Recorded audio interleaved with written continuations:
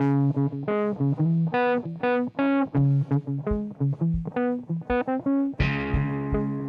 and welcome to the Wildcard Show. My name is Kyle Massa. I am your host, and today on the show we are talking about a new commander from Lorwyn Eclipsed. However, it is not High Perfect Morcant, it is not Anti-Ool, it is not any of the commanders that you've probably seen floating around.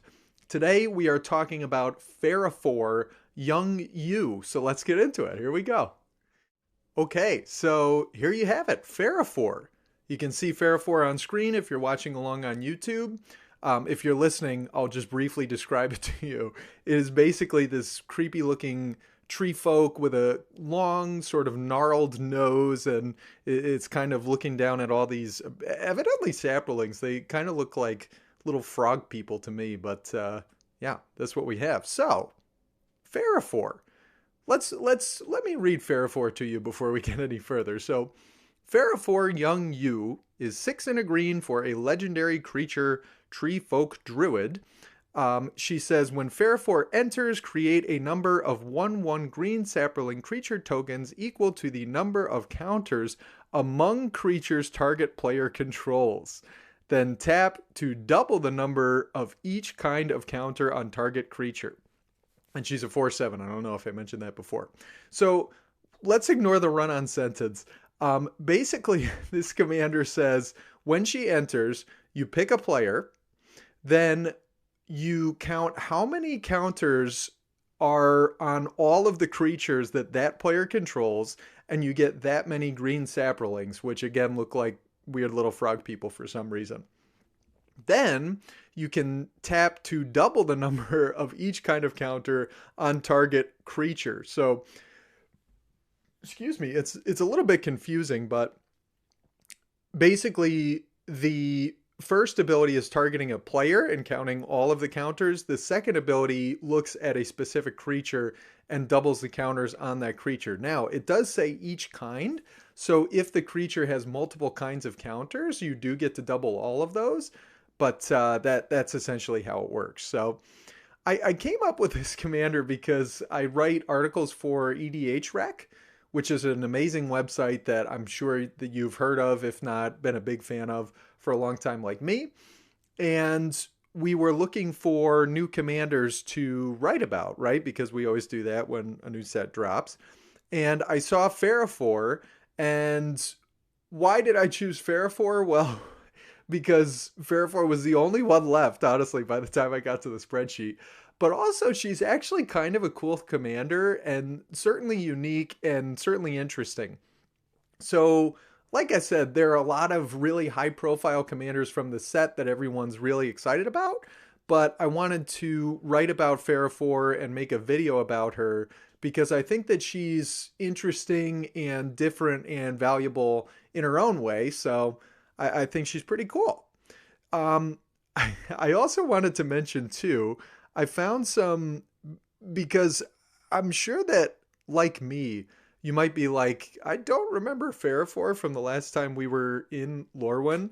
And that is, of course, because she wasn't part of the original Lorwyn. So I went doing some research and found this article on the mothership called The Legends of Lorwyn Eclipsed by Neil LaPlante Johnson.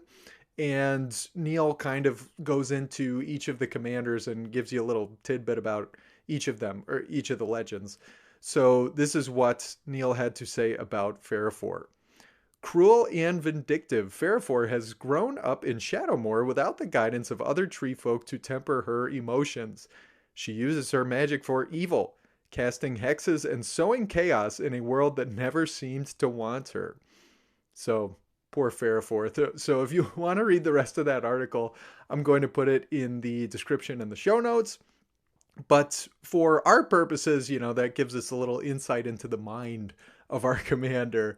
And as we can see, in addition to like casting hexes and sowing chaos, whatever that means, she really cares about counters, right? Any counters. So that's where I went with our slideshow today, right? I went with counters. So let's get into some of the counters we're going to see with Ferrafor. So First up, we've got +1/+1 counters.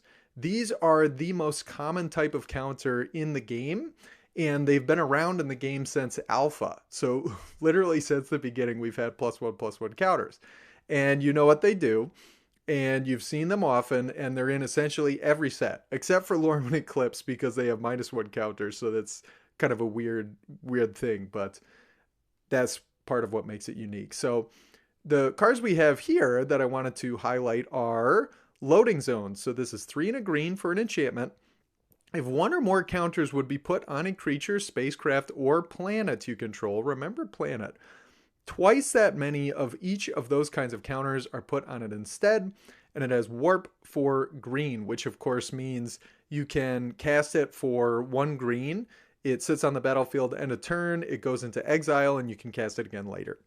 Then we have Forgotten Ancient, which you've probably seen all over every sort of battlefield playing Commander, but I'm just going to read it to you anyway. It's 3 and a green, 0/3 elemental.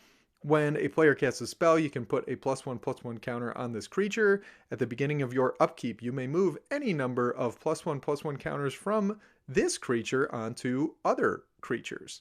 And finally, we have Ba Sing Se, which is a new card from the Avatar set. So this is a land, and it enters tapped unless you control a basic land. Taps for green, then you can tap 2 and a green and tap it to Earthbend for 2, only as a sorcery. And I can't, because of the watermark, I can't read the reminder text, but basically Earthbending is you put 2 counters on a land, it becomes a creature. If it would die or get exiled, you take off the counters and return it to the battlefield tapped instead. So these are all excellent cards that go with our commander, right? And I mentioned the planets for a second with loading zone, right? So I mentioned that because it's not pictured here, but Evendo Waking Haven is an awesome card to pair with our commander. So you'll remember this is one of the planets from Edge of Eternities. It's the green planet. It taps for green, and then it has station. So you can tap another creature you control to put charge counters equal to its power on this planet, only as a sorcery, and then at 12 plus charge counters, you can pay green to get a Gaia's Cradle, which is funny that it's not quite Gaia's Cradle because it doesn't just tap for all the green creatures you control. You have to pay green to activate it, but apparently they were so afraid of that card that even after you put 12 charge counters on this thing, you still don't quite get Gaia's Cradle, but close enough. So why is this so good with Ferrafor? Well, if you animate your Evendo, which you need to do for Ferrafor because she only cares about creatures with counters, so anything else with counters doesn't matter. So you need your land to be a creature. I would recommend Ba Sing Se, or anything that does earthbending, but we've got it up here on screen, so I would recommend that.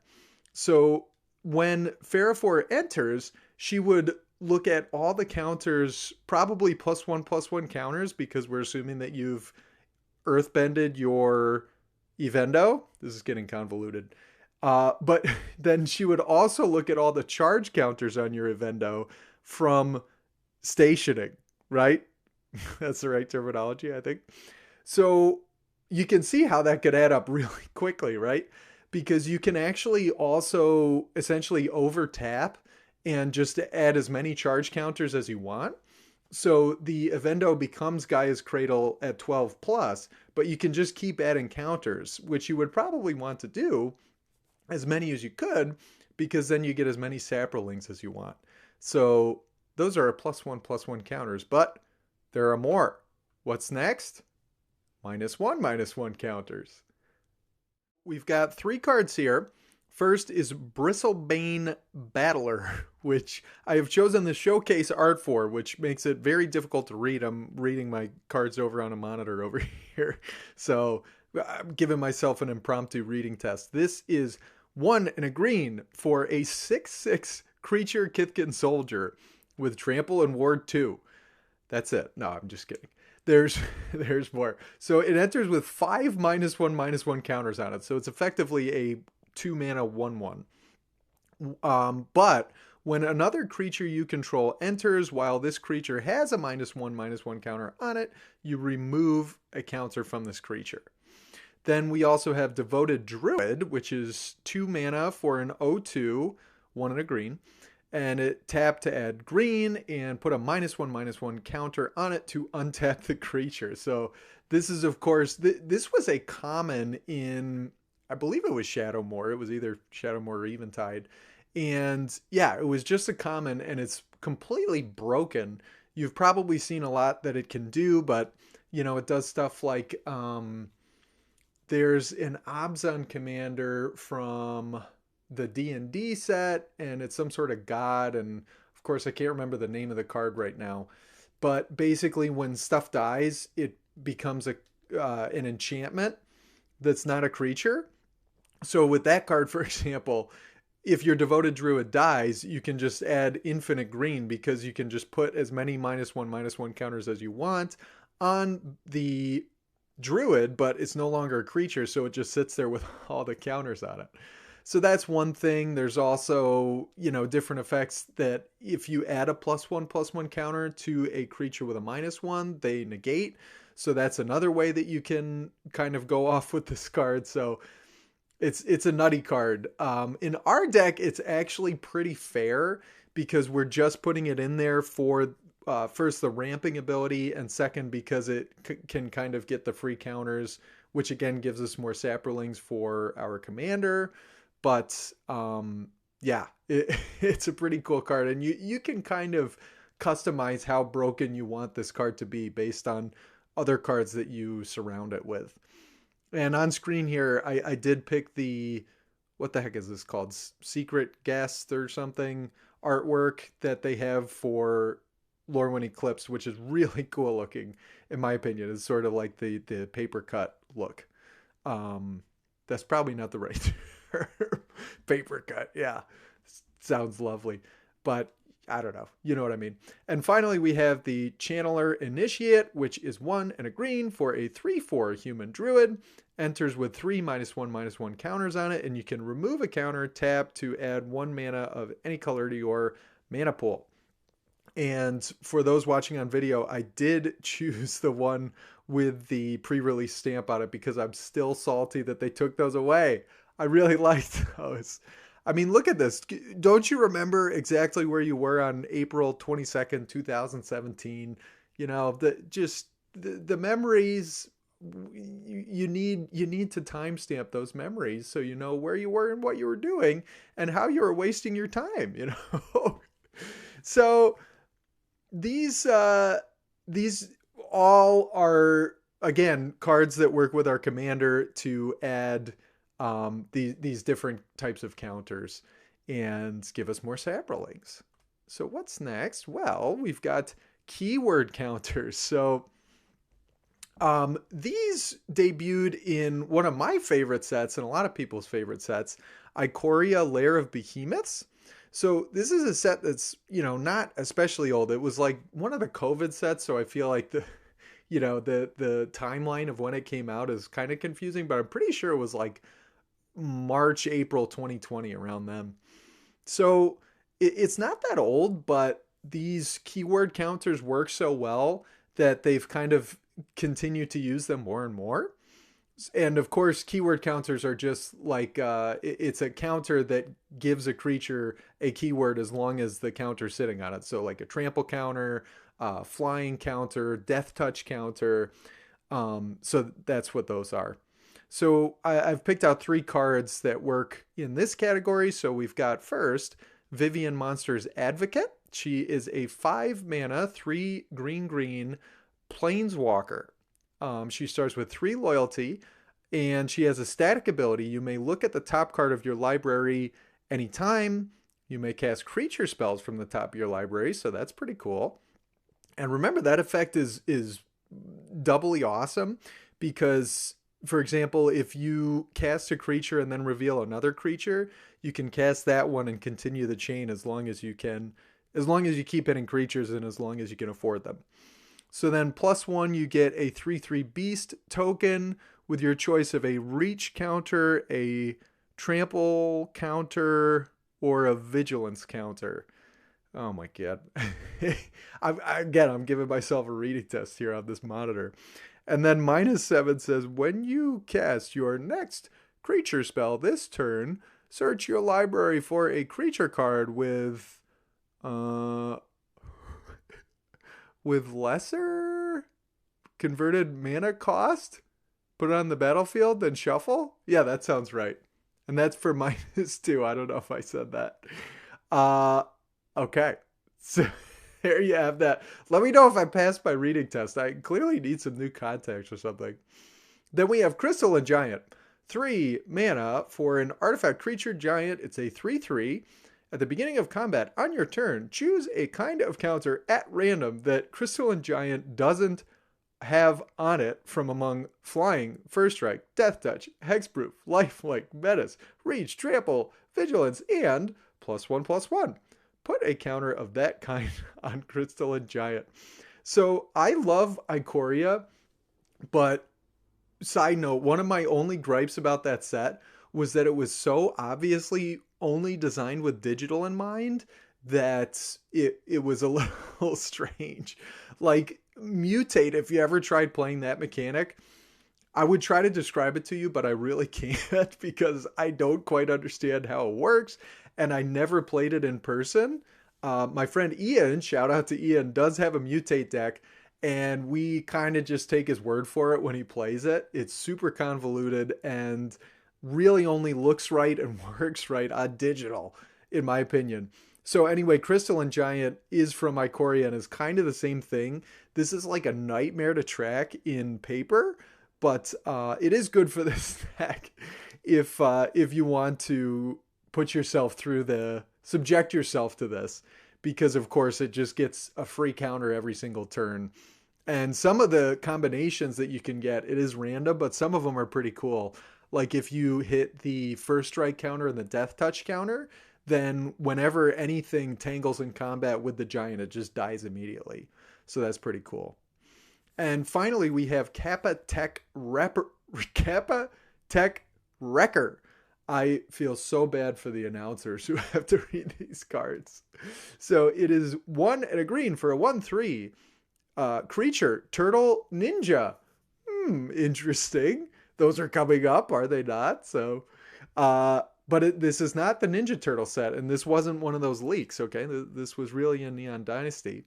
It has ninjutsu for 1 and a green, so that basically means that you can return an unblocked attacker to your hand for 1 and a green, and this comes in play in that creature's place, tapped and attacking. And when it enters with a death touch counter on it, so there's our counter. And when it deals combat damage to a player, you may remove a death touch counter from it to exile a creature or enchantment that player controls. So that last card is a lot better than it looks, especially if you can like reset the counter. Was a classic thing you would do on Neon Dynasty Limited, or if you ninjutsu something that has like an enter the battlefield ability, or something like that, is another great way to use that card, in addition to it having the counter on its own, which again works with our commanders. So we love that. Next up, lore counters. Okay, so lore counters are pretty cool. They were previously only on enchantments because of course they come from sagas, and sagas weren't anything but enchantments. But with Final Fantasy, we get them as creatures. So we've got Summon Fat Chocobo, which is 4 and a green for a 4/4. And chapter 1, you create a 2/2 bird that has landfall, gets +1/+0. Then chapters 2, 3, and 4 is called Kerplunk. Creatures you control gain trample until end of turn. Then we've got Summon Bahamut. So this is 9 mana for a 9/9 enchantment creature saga dragon. It does have flying. That's one thing about these sagas, side note, is that I always miss what's in the text box at the bottom, but there's often like a keyword or something, so don't miss that. So Summon Bahamut, chapter 1 and 2, destroy up to 1 target non-land permanent. Chapter 3, draw 2 cards. Chapter 4 is Mega Flare. This creature deals damage equal to the total mana value of other permanents you control to each opponent. Okay, so it's basically like a Planeswalker Ultimate. You just win the game. And finally, we've also got Summon Magus Sisters. So this is 4 and a green for a 5/5 enchantment creature Saga Fairy with haste. I thought that said song for a second. Chapters 1, 2, and 3 is you choose one of these at random, which is kind of interesting. So the first is to put 3+1/+1 counters on target creature. The second option is to put a shield counter on target creature and gain 3 life. And the third option, this creature fights up to 1 target creature an opponent controls. So reminder, shield counters are from Streets of New Capenna, and they basically say if a creature would take damage, instead you remove the shield counter. So they're actually quite useful. And they work really well with Ferrafor because, as we're going to get into, you can tap her to double up counters, which is great with shield counters because if you have 2 shield counters, then, you know, if somebody plays like Blasphemous Act, you remove the counter, you still have your creature, and then you could like get into combat, remove the counter, and you still have your creature. So they stack really well. Now, the reason that I chose Fat Chocobo and Bahamut, in addition to being awesome and funny, and especially Chocobo is one of my pet cards, they both have 4 chapters, which means that they kind of add extra counters than most other sagas. Well, I should say saga creatures, because the standard is 3 chapters. So these have an additional chapter. And Mega Sisters is really cool because I should say, there's 3 of them. They create, not only do they intrinsically have lore counters of their own, but they also add other counters with the aforementioned shield counters. They also could give you +1/+1 counters in 3 of them. And then the fighting thing is kind of less relevant, but it's still pretty cool. So those are lore counters. Then we've got one more that I wanted to cover. These are Spore counters. Okay, so Spore counters come all the way back from 1994's Fallen Empires, which is a set that wasn't exactly beloved. It's kind of regarded right down there with like a Homelands. And I will say that I saw this video it was an article on Substack from Ristic Studies, and they did a great piece on the art of the set. So I am going to link that article because I thought it was really interesting, and you can actually see some of the art right here by Rob Alexander if you're watching on video on the Feral Thalid. And by the way, I wanted to mention that I too am on Substack. So if you're enjoying this video, if you've read any of my articles on EDH Rec, if you want to read more of my articles on Substack, please do follow me there. And you do have the option to also monetarily support me, which would be much appreciated. And, you know, you can kind of set how much you want to contribute. And of course, you get some extra stuff for doing that, like bonus content in the written articles, a handwritten thank you card in the mail, which I will write with my left hand right here. And, and I will also send you a card from my personal collection. So you can get all that at Substack. So I'm at Wildcard MTG at Substack as well. So where were we? We were on Spore counters. So these come from Fallen Empires. They come on Fungus. And basically the template is, you know, the Fungus says during your upkeep, put a Spore counter on this. Then you can remove 3 Spore counters to do something. So this is Feral Thalid from Fallen Empires. It is 3 green for a 6/3 summon Fungus. Like I said, during your upkeep, you put a Spore counter on it. Then you can remove 3 Spore counters from it to, I think that says regenerate. This is great podcasting. Hold on one second. Yeah, regenerate. These old cards are so hard. I mean, they look really cool, but it's like reading, you know, like a block of wood with this really vague etching on it. So yeah, we'll do a little better with these other ones, like Utopia Mycon, which you'll notice if you're watching along is a little newer. They did bring back, for funsies, they brought back fungus counters or spore counters in Time Spiral, and that was the last time we saw them, but that was kind of the gimmick there. So Utopia Mycon is 1 green for an 0/2. Beginning your upkeep, put a spore counter on it, remove 3 spores to get a 1/1 Saproling, and sack a Saproling to add 1 mana of any color. Excuse me. Which is, this card is actually quite valuable. The Time Spiral Remastered one kind of made it come down, but it's actually a pretty good card. So that's why you'll notice the Future Sight version is actually a little bit pricey. And then finally, we've got Spore Sower Thallid, which is 2 green for a 4/4 creature fungus. Beginning of your upkeep, put a spore counter on each fungus you control, which is why we're including it in the deck, because all of a sudden, if you have a few of these, they give themselves one, and the Spore Sower gives other fungus counters as well.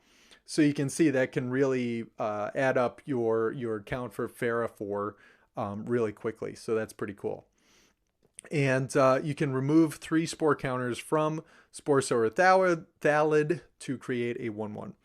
But honestly, we're probably not removing the counters all that much. We're probably just letting them sit, at least until we cast our commander, and then we might consider removing the spore counters to do some sort of bonus effect.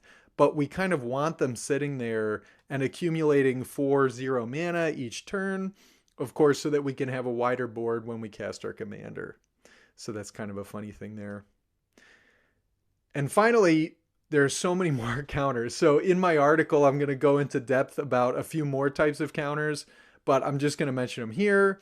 So there's oil counters with Armored Scrapcorger. This is 1 and a green for an 0/3. Gets +3/+0 as long as there are 3 or more oil counters on it. Tap to add 1 mana of any color. And when it becomes tapped, you exile target card from a graveyard and put an oil counter on it. Then there's Family's Favor, which is 2 and a green for an enchantment. And this is shield counters, which we already touched on. But whenever you attack, you put a shield counter on target attacking creature. Until end of turn, it gains, whenever this creature deals combat damage to a player, you can remove a shield counter from it. And if you do, you draw a card. So again, we're probably not doing that very often. I mean, obviously, card drawing's great, and we will do it sometimes, but oftentimes we're just going to leave the shield counter there to pump up our commander. And finally, there's Evolution Sage, which is 2 green for a 3/2 creature elf druid, and essentially it has landfall Proliferate. So Proliferate doesn't create counters, but it does, it looks at any counters on the board, and you can add another counter of that type. So spore counters, shield counters, +1, -1, any kind of counter is pretty cool. So as we're going through all these cards, they are very cool cards. So I would recommend, if you want to get any of them, you can find them on Mana Pool. So this is a site that I found kind of recently, and I have been buying all my cards online through it since. They're really amazing because, you know, you can put in like the types of conditions you want. If you want any of these wacky secret lair versions that I've been putting up on screen, you can find them too. And they will optimize your package, you know, put them all together, and they will all be mailed to you from different corners of the country. And, you know, you can get that, you know, you can kind of get those perfect conditions. You can get the price that you want, and they're super fast, and I really like them. So do check them out. There's a, what the heck's it called? Affiliate link in the description and the show notes that you can use. If you use that, it just lets them know that I sent you, and it kind of supports the channel. So I would really appreciate it. We've gone to the next slide. I forget what I was supposed to say. Oh, so this whole time I've been focusing on the enter the battlefield effect, but Ferrafor, I almost called her Ferrafor again. So Ferrafor also has a tap ability. So you can see it on screen here if you're watching along. Double the number of each kind of counter on target creature. So let's investigate that a little more, right? So first up, I've got the Mega Sisters up here again. And we've already kind of touched on them, but uh, the effect trigger is random, so this won't always work out the way you want, but you could at one time have three different types of counters on the sisters, right? So you're always going to have lore counters, and then depending on what you hit with the random trigger, you could get +1/+1 counters and shield counters, all of which can be doubled up with Ferrafor's effect. And remember, when she does the tap ability, she's looking at each type of counter. So if you had all those different types of counters on the Mega Sisters, you would actually get to double all of them up. Now, the drawback is, of course, that they sacrifice themselves after 3 lore counters. So if you have 2 on the sisters, and then you target them with Ferrafor, they would actually sacrifice themselves after triggering one final time. So that is kind of an issue with this strategy, but it's something to keep in mind because of course you can put the +1/+1 counters and the shield counters elsewhere. So that is an option. And okay, yeah, we've got a whole lot on that. Yeah, I've got my notes here, and I'm just going on and on about this one card. So, oh, look at that. Okay, so this one's kind of funny because this combo that I'm going to describe does not specifically work in a Ferrafor commander deck, but if you have Ferrafor in your 99 and you're running, say, like a Bant enchantments deck, this is kind of a funny thing that you can do. So we've got Simic Ascendancy and Starfield of Nyx. So Simic Ascendancy is green-blue for an enchantment. 1 green-blue, put a +1/+1 counter on target creature you control.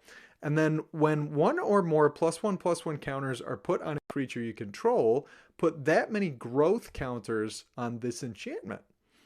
And at the beginning of your upkeep, if this enchantment has 20 or more growth counters on it, you win the game. So I have tried to make this card work so many times. My friends in my play group have tried to do the same. It never works, but it is funny, and it is, it does sell you the dream, and it's something that is honestly pretty fun to shoot for. So that caveat out of the way, it probably won't work, but it's fun to try. And honestly, this little combo speeds it up quite a bit to the point that it might work. So the other card is Starfield of Nyx, 4 and a white for an enchantment. At the beginning of your upkeep, you may return target enchantment card from your graveyard to the battlefield. Okay, but what we like most about this is as long as you control 5 or more enchantments, each other non-aura enchantment you control is a creature in addition to its other types and has base power and base toughness equal to its converted mana cost. So again, Ferrafor only allows us to tap targeting creatures, so that's why we need the Starfield to make our Simic Ascendancy into a creature.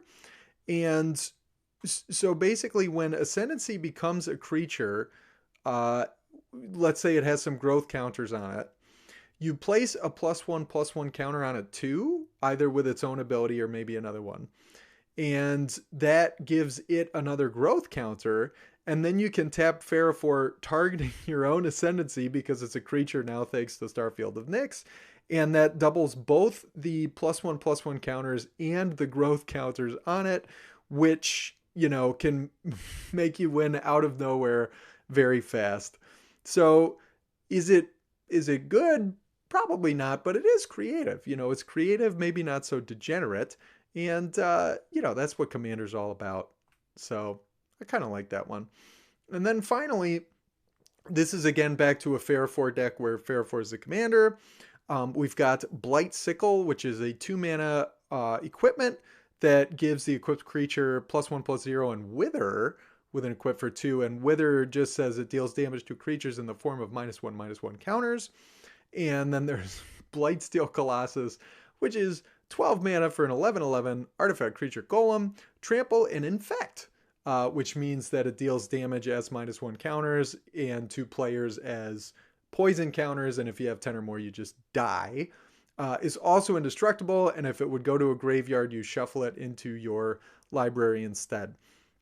So I'm mentioning these because -1/-1 counters work quite nicely with Ferrafor, because you could like load them up onto an opposing creature and then use Ferrafor to double tap her to double the -1s on an opposing problematic creature, and that would kill it.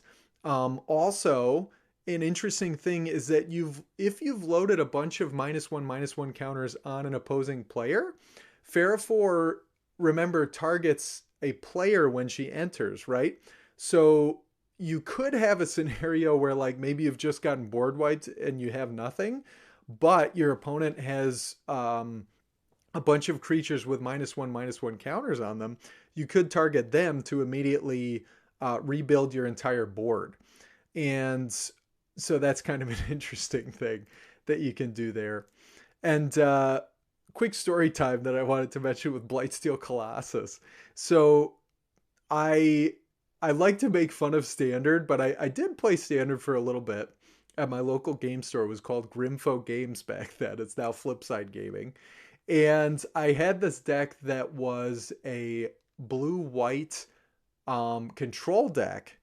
And this was, yeah, obviously this was when Mirrored and Besieged was a standard format.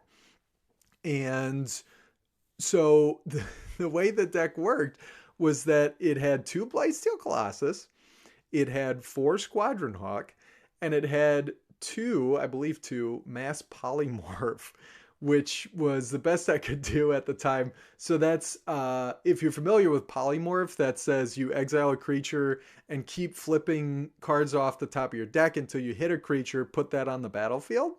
Mass Polymorph is the same thing, but it costs 2 more and it's your whole board. And I would have preferred regular Polymorph, honestly, but I don't think it was standard legal at the time. So it was basically a blue-white control deck with, you know, like Preordain and I think Mana Leak and, you know, the usual stuff, Celestial Colonnade that was around at the time. But you would play your Squad Hawk, empty your deck of all creatures except for Blightsteel, and then you would polymorph the Squad Hawk to get the Blightsteel out. So that was my foray into Standard. And, you know, I don't think I won any games, but, you know, people did laugh. So that was a win. We'll take that as a win. Okay, and finally, a quick PSA before we wrap up. We're at the end here.